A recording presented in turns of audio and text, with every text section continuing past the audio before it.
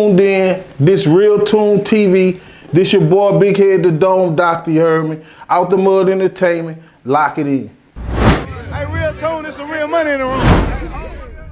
Well, today on RealToonTV, we have, can I say, Baton Rouge hip-hop pioneer? Would I be accurate? You could say Baton Rouge legend, Baton Rouge representative, but I wouldn't say pioneer. Because they had pioneers that put the work in to, you know, be the pioneers. Yeah, definitely. Sure. And I respect that. I recently saw a documentary, Diamond in the Dirt, right, which highlighted some real history of Baton Rouge, and I didn't know it got that deep. You know what I mean? Right. I see all of the stars that are produced, some of the top artists in the world, you can argue. And to come out of, you know what I'm saying, it's so small. You know what I'm saying? You could drive right through and not even notice, but to come out of here, you can see that there's real history there. You know what I'm saying? And to see a legend like yourself pay homage to that history, definitely. You know what I'm saying? I respect that. Yeah, because I mean, I probably showed up around the time that they started, you know, the pioneers started, you know, making their tracks, you know what I'm saying, starting their legacies, but I was like more caught up in the struggle.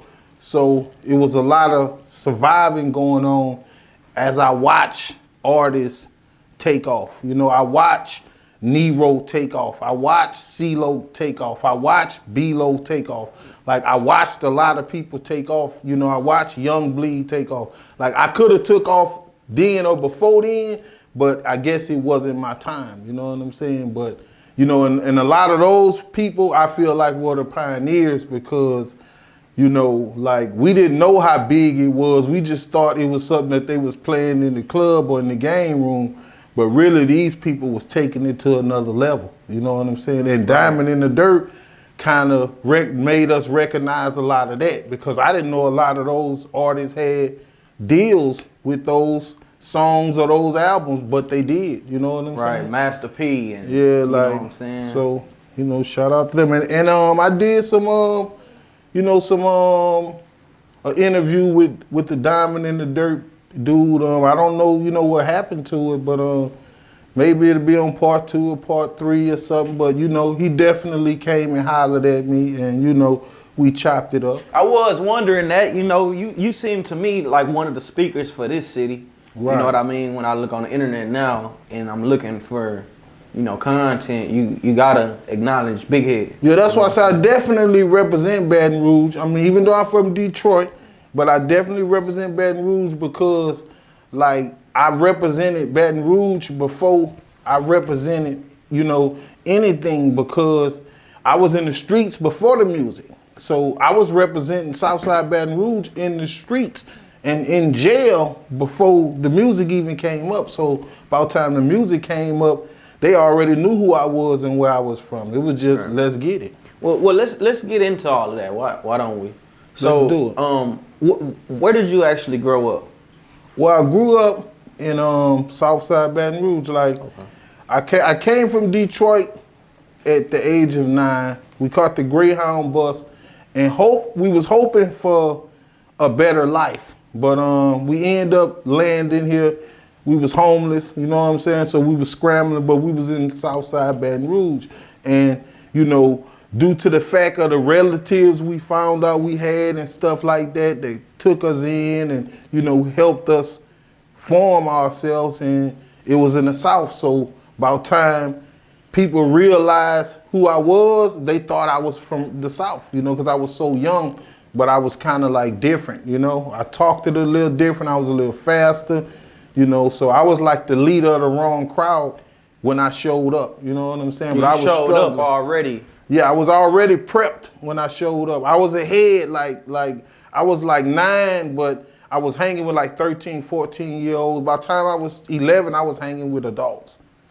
You know, I had grown girlfriends and stuff like that at about 11 because I was struggling. So I was really doing whatever it took, you know, like it wasn't nothing for me to go spend a night at a woman's house because I didn't really have no home to go to. So, you know, the streets just kind of like took me in. You know what I'm saying? What age would you say you jumped off the porch? Well, being from Detroit and connected with the Young Boys Incorporated and the Untouchables and people like that, you don't jump off the porch. It come to you. Like my house was a crack house at 6 years old. So I knew how to sell crack at 6 years old. I was selling crack by 7 years old because it come to you. We didn't have to go to the corner. They came knocked on the side window. Because like if your family was struggling, you had to be a part of the wave of selling drugs for the gangs or whoever was behind.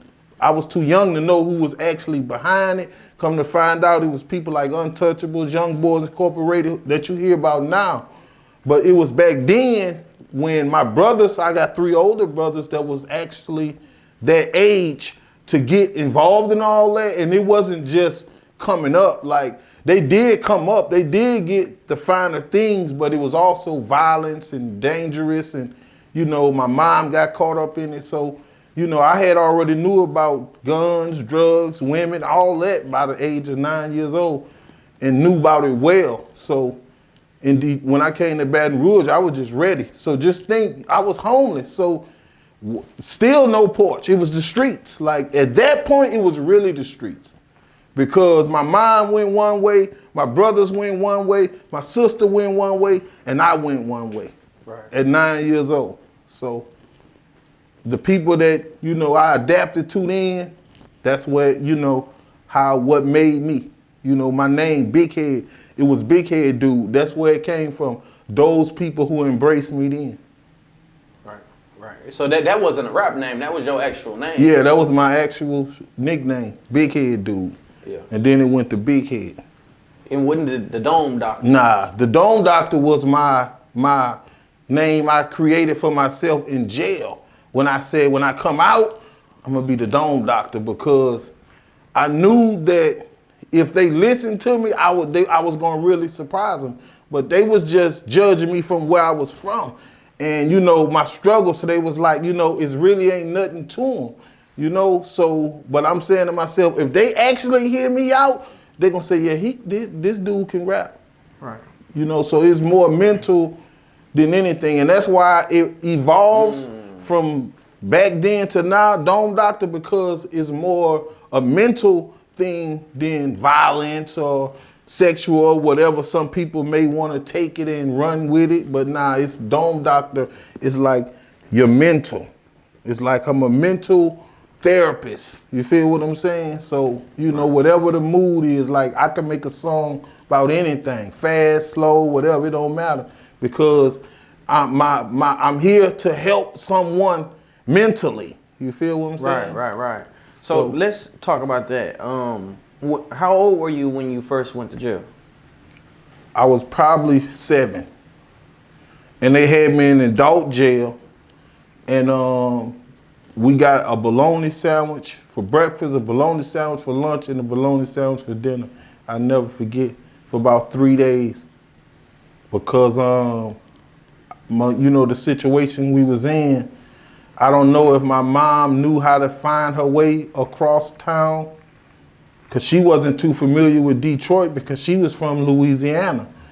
So by us being born in Detroit, we was all kind of like lost. So she couldn't find the jail. So it took her 2 or 3 days to find it. So I was just, you know, in there with adults. You know, me and my brother, he was about 11 or 9 or something. And it went like that. And it was real terrifying. That's why I can remember so well, because like day in and day out, people was coming in. There was killers and hurt and shot and screaming and yelling and, you know, traumatized and all this. And this was a Detroit jail. So it was kind of crazy. And from then, the cycle continued. Jail became an option.